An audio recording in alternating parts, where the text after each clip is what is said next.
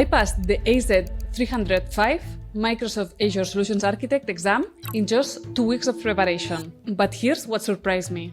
I didn't spend 2 weeks memorizing Microsoft Learn. In fact, I think that's one of the biggest mistakes people make. Most people fail this exam because they study Azure services, but Microsoft is testing whether you can design solutions, not whether you can remember documentation. In this video, I will show you exactly how I prepared, the resources I used, and what the real exam looked like. Hi, I'm Anna. I have earned dozens of cloud certifications across Microsoft, AWS, Google Cloud, Kubernetes, Red Hat, and more. And before we start, one important disclaimer. I already had a strong Azure background from working on cloud migration and infrastructure projects, and I had previously passed the AZ-104, which is also required to earn the Microsoft Certified Azure Solutions Architect Expert Certification. That definitely helped. But I still had to learn how Microsoft asks architectural questions, and that's exactly what I will share today. What Microsoft is actually testing. The biggest mistake candidates make is preparing for the AZ-305 like it's another administrator exam, because it isn't.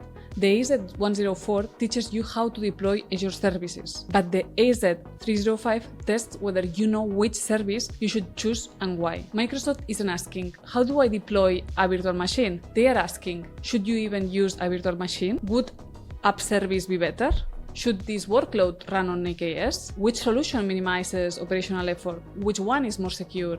Which one costs less? That's the mindset you need throughout your preparation. My study plan. I started exactly 2 weeks before my exam. The first thing I used was Microsoft Learn. Since it's Microsoft's official learning platform, it's the best place to understand the concepts and architecture patterns. And this is how I prepared. I started with a theoretical course from Udemy, like this one from John Christopher, the AZ-305 Designing Microsoft Azure Infrastructure with SIEMs, that it takes 16 hours to complete. Also, I recommend this one. This is also really good. This one from Christopher Net. And after completing these theoretical courses, I went straight to practice exams, like this one from Video School Tech Lab Guru that contains 85 questions, and this one that contains 493 questions. And with all these resources, you should be ready to pass the exam on your first try.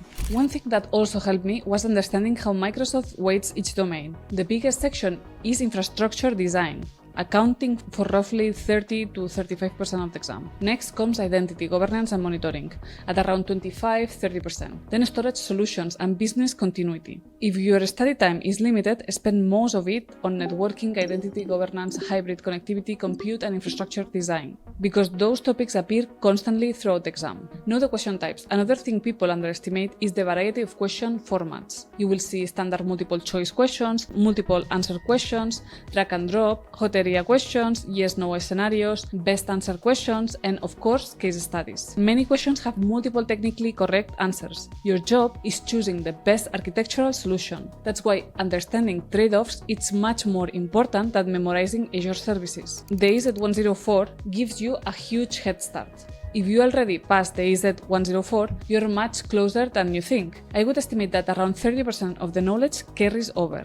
Networking, identity, storage, RBAC, monitoring, governance. The difference is that the AZ-305 asks you to design complete solutions instead of configuring individual services. If I had to start again tomorrow, I would spend my time understanding why Microsoft prefers one architecture over another, instead of trying to memorize answers. I've linked everything I used in the description below. And if you're currently preparing for the AZ-305, let me know where you are in your journey. And if this video helped you, don't forget to like, subscribe, and I will see you in the next one.